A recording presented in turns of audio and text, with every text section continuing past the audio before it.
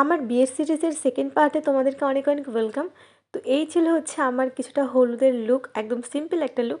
তারপরেই সন্ধ্যাবেলাতে চলে গেছিলাম আমি আমার মেকআপের জন্য।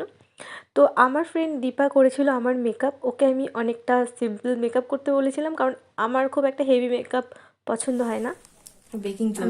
বেকিং চলছে এখন কেকে, পরে টপে চেরি দেওয়া হবে। আমি হেয়ারের জন্য খুব একটা বেশি কিছু ওকে আমি বলিনি, কারণ আমি ওকে বলেছিলাম যে চুলে যাতে একটু কম করে ক্রিম্পিং করে আর ব্যাক কমিং করে, কারণ যেহেতু বড় চুল তো সেগুলো পরে খুলতেও টাইম লাগবে, ওই জন্য আমি ওকে একদম সিম্পল একটা হেয়ারস্টাইল করতে বলেছিলাম। আর তোমরা যদি কেউ দীপার কাছ থেকে সাজতে চাও তো তোমাদের জন্য আমি ওর কন্ট্যাক্টটা ওপরে মেনশন করে দেবো বা স্ক্রিনে মেনশন করে দেবো, তোমরা তোমাদের স্পেশাল ডেতে ওকে বুক করতে পারো। আর এই হচ্ছে আমার ফাইনাল লুক। কেমন লাগছে আমাকে তোমরা কিন্তু কমেন্ট করে অবশ্যই জানিও।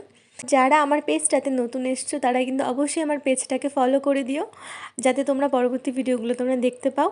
তো অবশ্যই কমেন্ট করে জানিও আমাকে কেমন লাগছে আমার স্পেশাল ডেতে। তো দেখা হচ্ছে তোমাদের সঙ্গে নেক্সট আরও একটা ভিডিওতে। তো তার জন্য টাটা।